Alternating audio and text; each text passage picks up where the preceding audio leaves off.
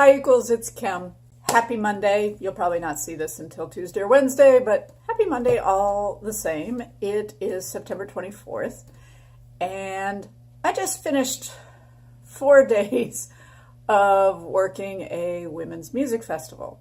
For many years, I have provided performer support at that festival, mostly in terms of driving performers from their hotels to the venue and back again.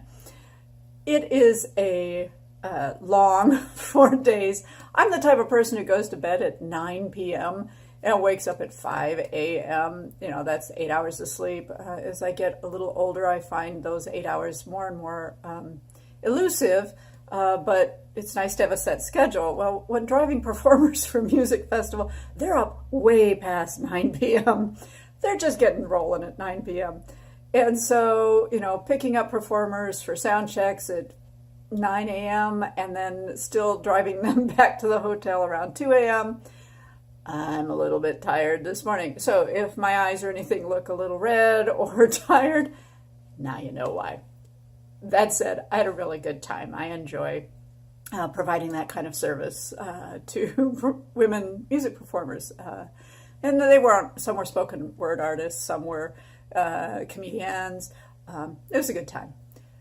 But interestingly, one of the interesting issues, and I use interesting in quotes, interesting issues around women's music festivals is often around gender identity, where there's this kind of conflict in that some folks who attend a women's music festival believe very strongly that they want a space where they are amongst women who were gender on their birth certificate at birth was female. They were raised, acculturated, if you like that term, as female, and still identify as female, and that they want to be in a community with people who have very similar life experiences, including growing up years and the way that they were brought up as young people. And then there's another group of people who have a much broader definition of gender to include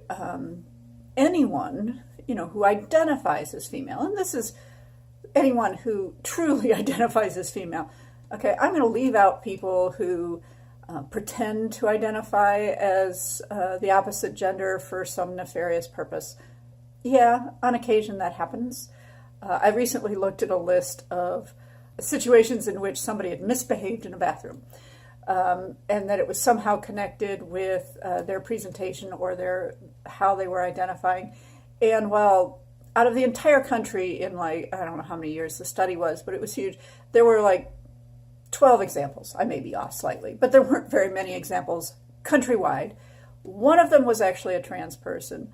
The other were all cisgender men, so men who otherwise in life identify as men, born male, identify as men, who for a moment in time pretend that they're a woman in order to gain access to gendered spaces that are marked female. Countrywide, it's a handful. It just doesn't happen very often that people identify as the opposite sex for nefarious purposes. Okay, so that said, in this all-women space, this women's music festival, the festival itself is open to anyone who identifies as a woman. So if you go there, you would expect people to use female pronouns, maybe they, them, their pronouns, but for the most part, female pronouns, and not somebody there who uses a male pronoun.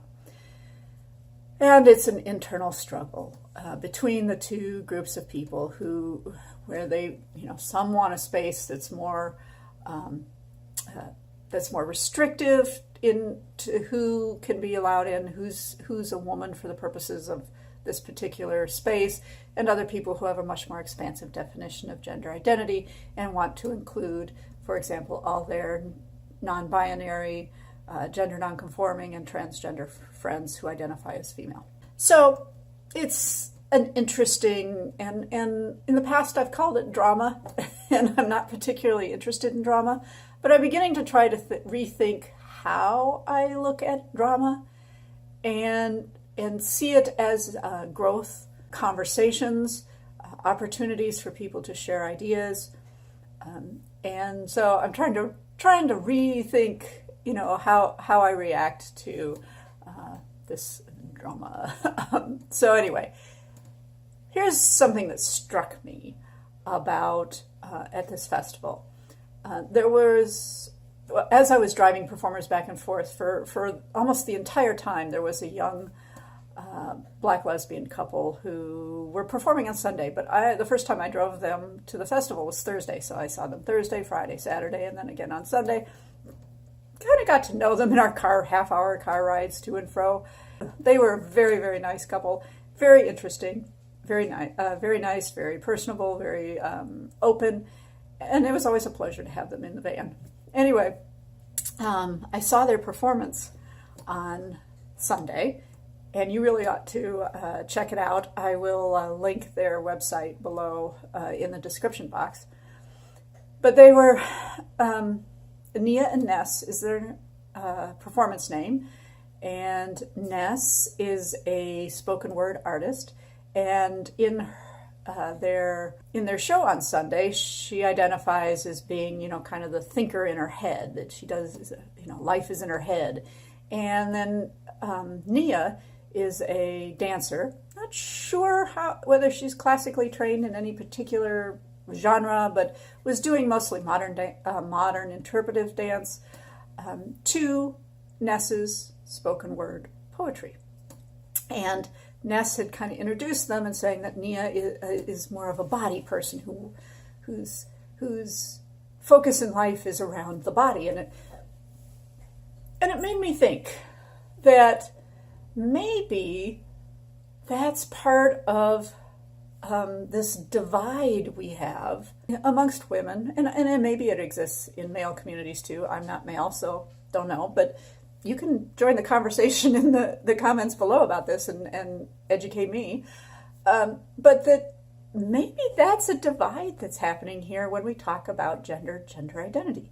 Maybe those of us who are more in our heads, that would be me too, that we think about how our brain works more, or how the thinking becomes more important to us. And so but maybe that's why I understand gender identity the way I do, in that it's a brain thing for me. It's what does your brain tell you are.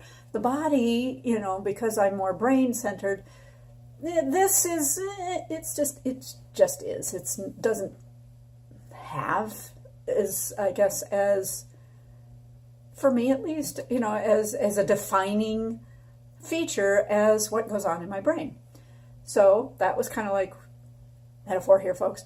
Kind of how, or simile, folks, how Ness was talking about being a person in her head, and then Nia being a person in her body. And maybe, I'm not a body person, but maybe those people who identify with their body more than their brain, there's nothing to do with intelligence, folks, nothing to do with intelligence, but more in their body, that they live more completely in their body in a way that I don't.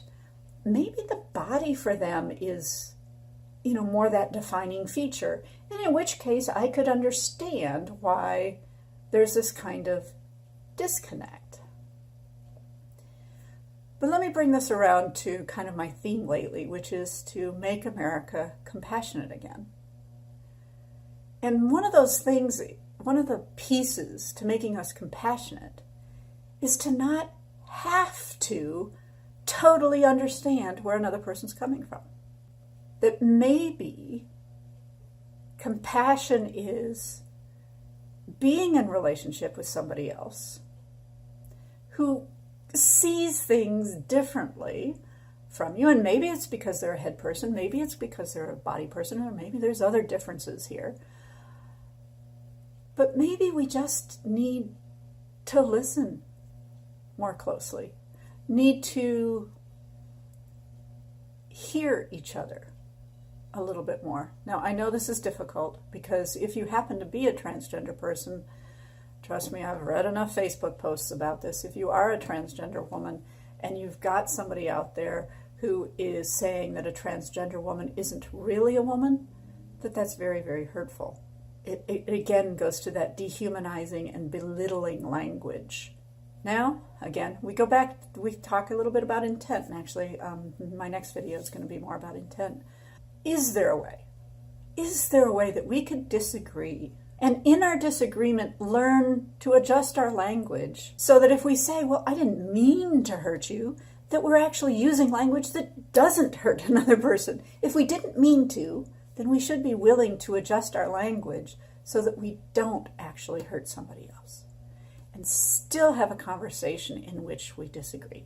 Not sure that that's entirely possible, but maybe watching Nia and Ness on their website and looking at some of the very, very powerful work they do might spark ideas in your head or body, whichever is the space you come from, around these issues as well. So enjoy Nia and Ness and see what comes up for you. And in the meantime, please, if you like this video, hit the red subscribe button. It helps me get my message out to more people. The more subscribers, the more Facebook promotes my channel, and the more people see it. So hit the red subscribe button. You can hit the little bell that'll tell you every time I put up a new video. Give me a thumbs up. Love those.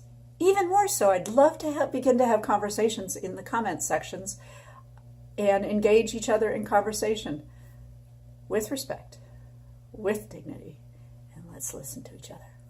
Bye, equals.